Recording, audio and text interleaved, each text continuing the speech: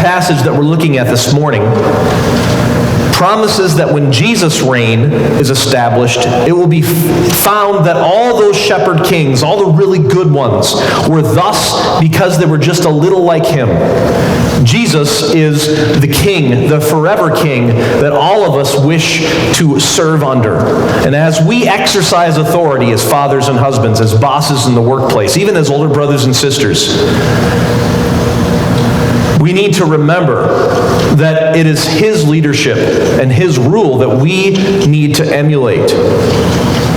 So the first problem there is that these kings, they go away. The second problem is that even the best of them are just an analogy to the excellent rule that is coming in Jesus Christ. So when the Hebrews heard everlasting Father, when they looked at this description that Isaiah has of this coming king, this final king for the people of Israel, they weren't thinking in terms of the Trinity. They weren't thinking in terms of the Godhead. I don't think that entered their mind at all. They had heard Wonderful Counselor, and they'd identified that whoever this child who would be born, this son who would be given was, he would be wise beyond calculation. He would never lead them astray. He was Wonderful Counselor. When they heard Mighty God, that's when they were thinking about Godhead, and they identified him as God. They identified him as one who would come from Yahweh. I don't know how detailed we would understand, how detailed their understanding went into the Trinity beyond that point. There is quite a bit of evidence in the Old Testament that there was a conception of a son, and this passage is one of those. There is actually evidence in the Old Testament of a conception of the Spirit, but it isn't until we get into the New Testament that we have a lot more nuanced teaching and interrelation between the three members of the Trinity. As far as Godhead thinking is concerned, when we run across the phrase mighty God, that's when they'd be thinking about the godness of this son that is born, this child that is given. When we move on to this everlasting Father, they're thinking not in terms of deity, they're thinking in terms of rule. This one's rule is going to last forever, and it's going to be characterized by the care of a father for those who are under his authority. It's going to be characterized like that. Loving, guiding care. That's what they're thinking when they're hearing this everlasting Father applied to this child who would be born and this son would be given. They wouldn't have interacted with Trinitarian ideas at that point. They would have perhaps on Mighty God. I don't think they would have at this point. So the Son is not being called the Father in this passage. We're not synchronizing them. Instead, we are looking at a describing analogy of Jesus' rule by calling his rule that of an everlasting Father. So what does Father mean in this context? He's using something known, fathers, to get at something that's unknown. The way that Jesus will rule. It's an analogy. Analogies are useful because they describe a thing that is not known by a thing that is known. The Bible uses analogies frequently. John, for instance, describes the New the New Jerusalem coming down out of heaven, and it is like jasper and as clear as crystal. It's not crystal, it's not jasper. These things are merely the closest that John can get to what it looked like.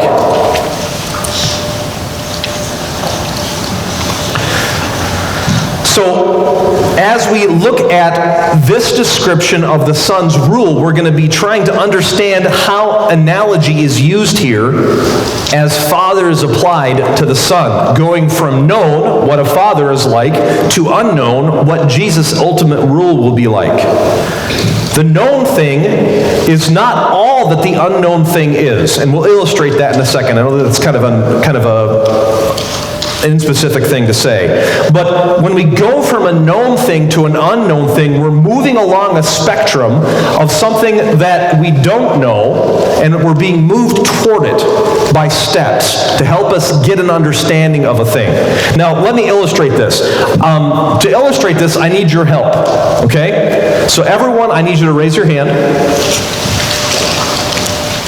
Now, if you know what a cue ball is, if you do know what a cue ball is, put your hand down.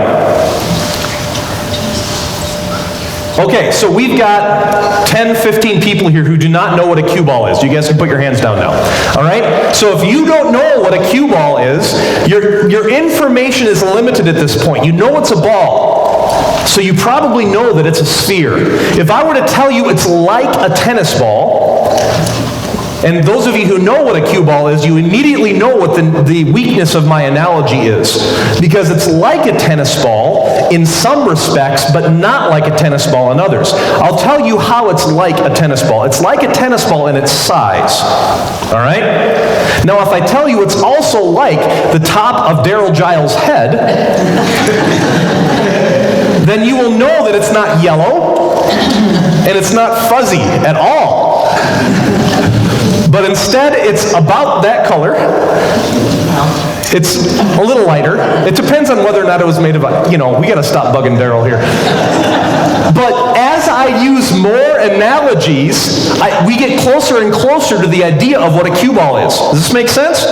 And so those of you who were out here, I don't know what a cue ball is, except it's a ball. I use two analogies to give you size, to give you color, to give you some of its texture, perhaps. And we're getting closer and closer to what is unknown, a cue ball, from what is known. All right? So that's what an analogy does when it moves us along that spectrum. Now, what I'd like to do is I'd like to look at a few more analogies that are in the Bible, excuse me, to give us an idea of how the Bible uses analogies, because I think the Bible uses analogies in a slightly different way, in a way to which we are unused, and so I need to preface the ultimate analogy that we're going to get to this morning by a few others. We're going to start out by talking about the analogy of fire in the Bible. All right?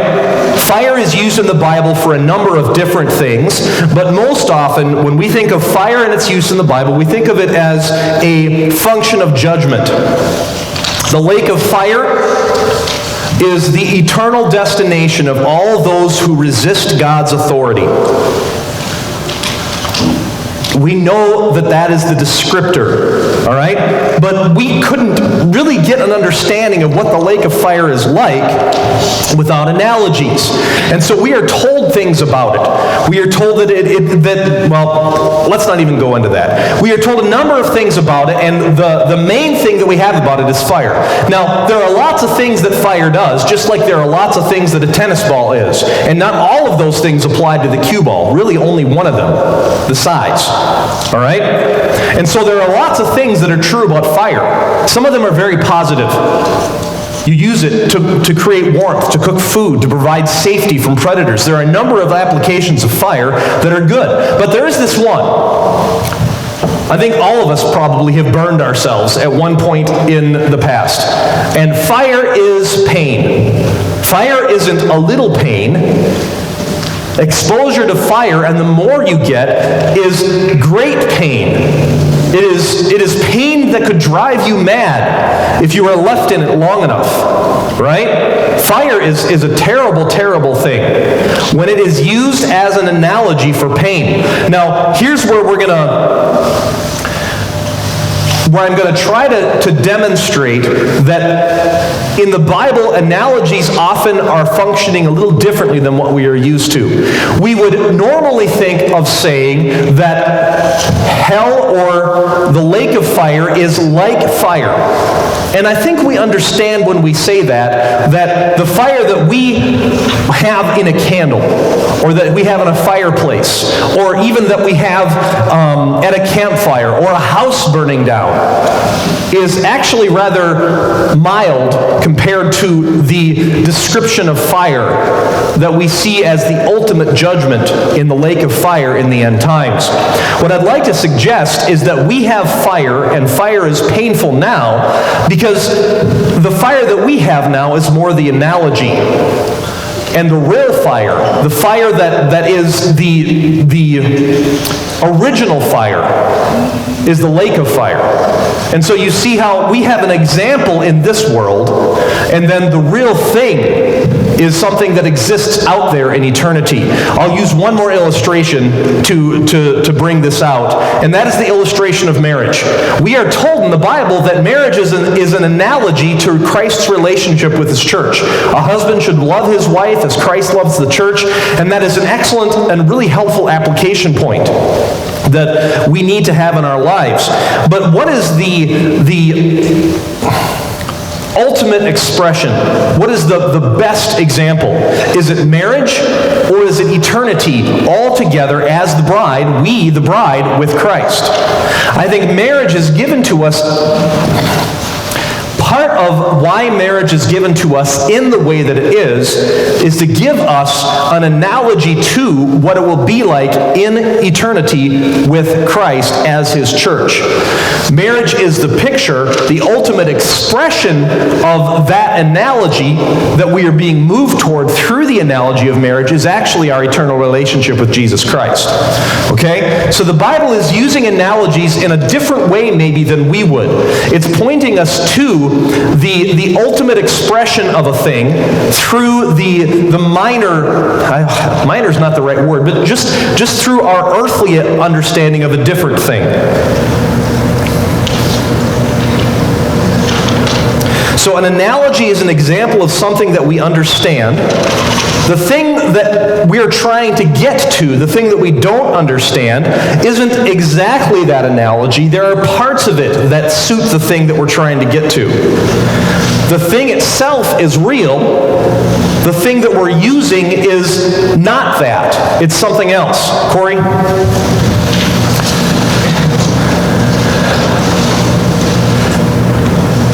Just show everyone your picture.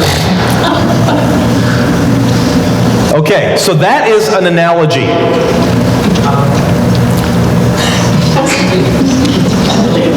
Maybe we should have just had that up on the screen. But most of you have probably seen that at one time or another. There's actually a photocopy of that back on the refrigerator. That picture is an analogy of Corey and Cindy. Sorry, Cindy. But it is an analogy. We know of them as caricatures, right? Those are caricatures. But they're an analogy. They are going to, if we don't know Corey, they're going to move us in the direction of knowing him. It is not Corey himself. It is not Cindy herself. It is a two-dimensional representation of them. And it has limitations. The drawing, because it is in 2 dimensions, lacks the depth of reality that people have in themselves in 3 dimensions. A picture cannot take us beyond the sense of sight. And of course, a caricature, because it was drawn for humor, is intentionally distorted. It is exaggerating, and it is sinking. It is exaggerating some characteristics and sinking others. So analogies have limitations. They are not going to be perfect. They are going to have those limitations. And so we need to understand what part of the analogy is being applied from the thing known to the thing that is unknown. Otherwise we could end up making the wrong application. Now, each of us had a father. It's impossible that it should be otherwise. Our fathers have been good or not good in a very great variety and degree. All that has been best of the fatherhood of our fathers has been thus because it resembles the fatherhood of God. The relation between God and fatherhood is like the relation between the lake of fire and simple fire, between marriage and the church's relationship with Jesus Christ. The thing to learn here is that we know and experience a partial expression of fatherhood, of fatherness from our own earthly fathers, from our good bosses, from our bad bosses, from all the leaders in our life. We have a partial expression of God and his fatherness, of specifically from this passage, Jesus as being Father of eternity. We have a 2D picture. We, in our relations with our fathers, are the analogy. And the ultimate expression of that excellence of fatherness that we are all going to experience and enjoy is something that we are moved toward by our understanding of what is excellent in fatherness now, or at least our ability to contrast it by failure in fatherness that we also have all dealt with, because none of our fathers are perfect. And so we are the 2D picture, and our knowledge and experiences are that limited picture. What comes in Jesus Christ being Father of eternity is incalculably more. Our everlasting Father is going to establish that kind of rule in a way that we can sort of know. But our fathers, they're not fully fleshed in the excellence of their fatherhood, and sometimes they were distorted, maybe even badly distorted. And so our understanding of what Jesus Christ is going to be like, the ultimate king will be like in his rulership of his people Israel and all who are under them during the millennium and then in the eternal state, is going to have similar limitations. So in this passage, Isaiah is not talking about Trinity. He's not talking about the 3-in-1 of God and how they work together.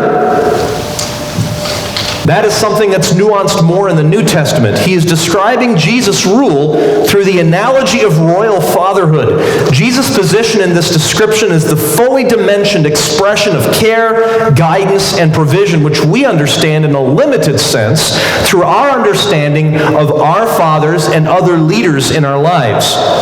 And hopefully we can look back into our lives and identify not the predator kings, but the shepherd kings, the shepherd leaders in our lives, and see how it might be so excellent.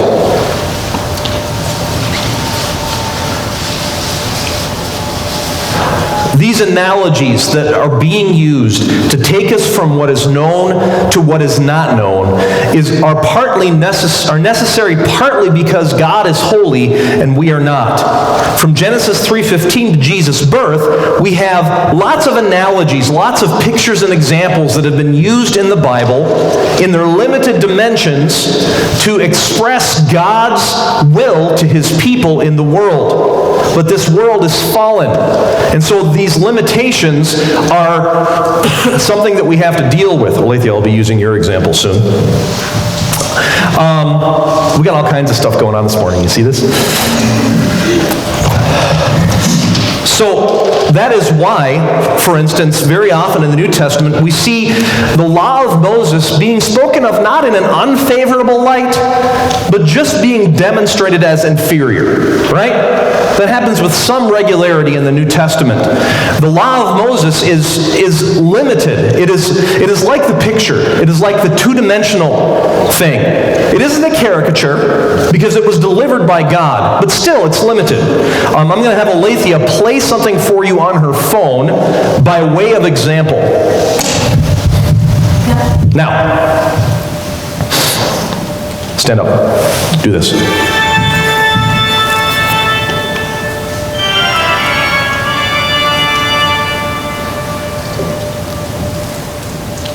Keep going.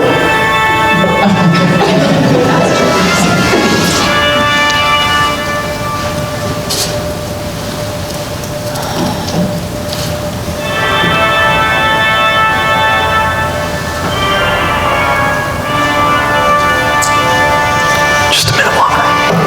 Keep going.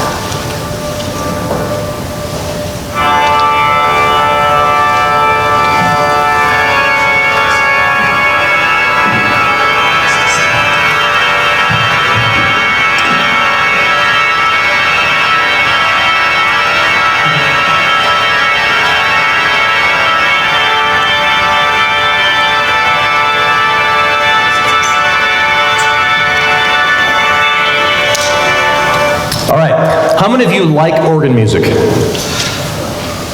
Wow, you guys put your hands down. That's like half. How many of you despise organ music? Okay, we've got a few. All right, that's fine. How many of you know the name of that piece? Okay, we've got quite a few. It's Bach's Toccata and Fugue, and it's a very popular organ piece. But Aletheia played it on a very limited medium, right? Okay, so we have an analogy here for God's self-expression to us through the law of Moses, to the people of Israel. I shouldn't say to us. It was accurate, it was perfect, it was beautiful, it was everything it was supposed to be, but it wasn't God himself. The medium of expression was limited. It was a flat and limited thing.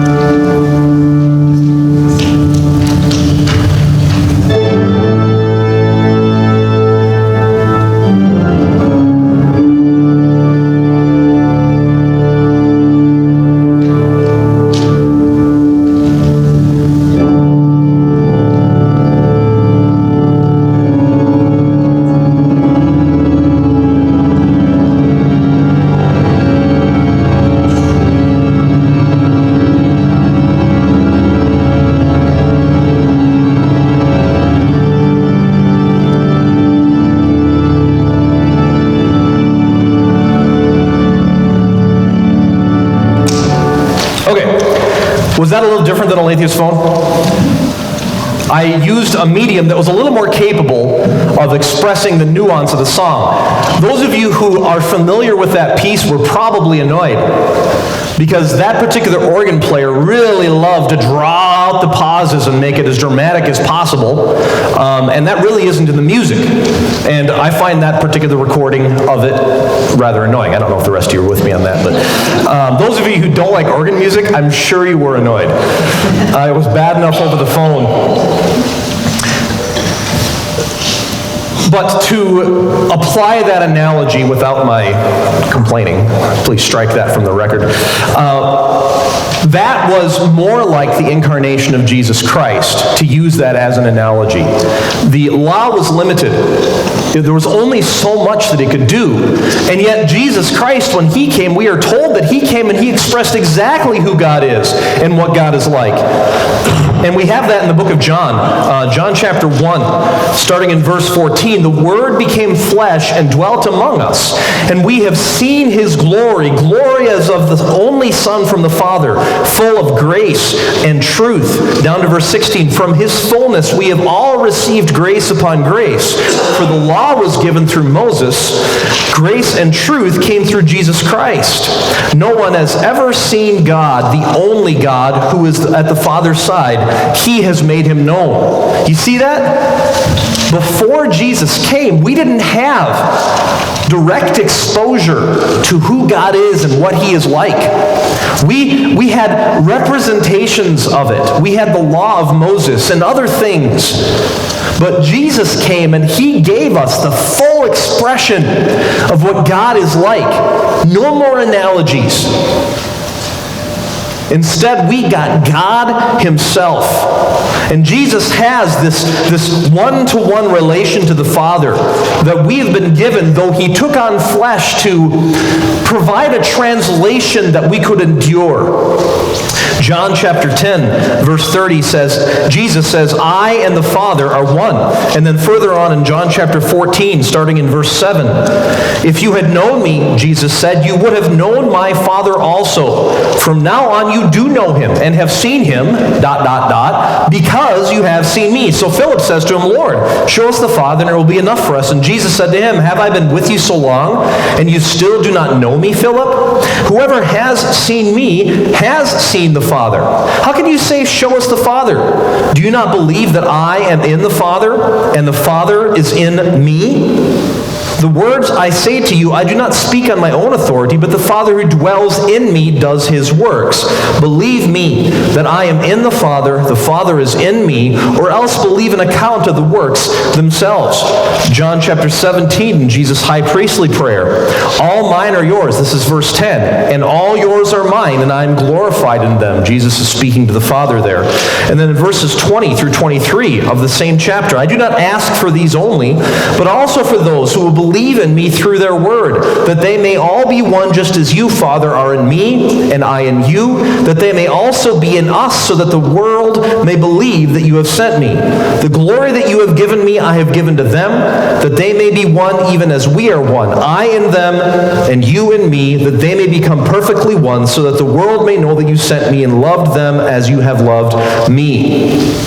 And so Jesus identifies as one-to-one with the Father and invites us into that relationship, not in a one-to-one sense, but in a family sense. So according to our analogy discussion, every revelation until Christ was limited in its ability to communicate. Like a picture is accurate but limited in expressing a person. Like a tennis ball is like a cue ball, but not. Jesus had none of these limitations. In his person, he is not the Father. He is not the Father. He's not the same as the Father. But even as the Father is in person, so he is everything that the Father is. But the Father's being is God, the Son's being is also God. And so the Son presented this in his incarnation. So when we think about Jesus Christ, and we are being moved through analogies to understand what his rule will be like, we've been told that he will be a wonderful counselor. We've been told that he is mighty God, the one who comes and rescues us, the only one who could do it. We are also told that he is everlasting Father, that his rule will be everlasting. He is the shepherd king. And every other good king that we have had before him is simply there as an analogy to the excellence of his coming rule.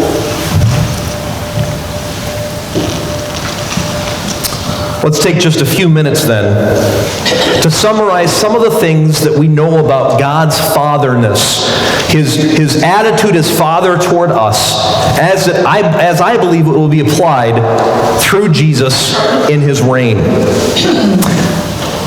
And we're going to run through a lot of passages here. Colossians chapter 1, verse 16. We see here that for by him, that is Jesus, all things were created in heaven and on earth, visible and invisible, whether thrones or dominions or rulers or authorities, all things were created through him and for him. John chapter 1, verse 3, all things were made through him, and without him was not anything made that was made. Hebrews chapter 1, verses 1 and 2, long ago, and many times in many ways, God spoke to our fathers by the prophets, but in these last days he has spoken to us by his Son, whom he appointed the heir of all things, and through whom he also created the world. Jesus Christ is the foundation. He is the source.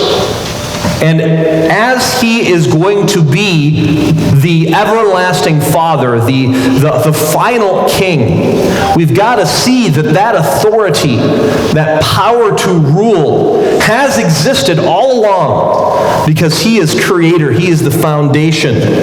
Isaiah chapter 57.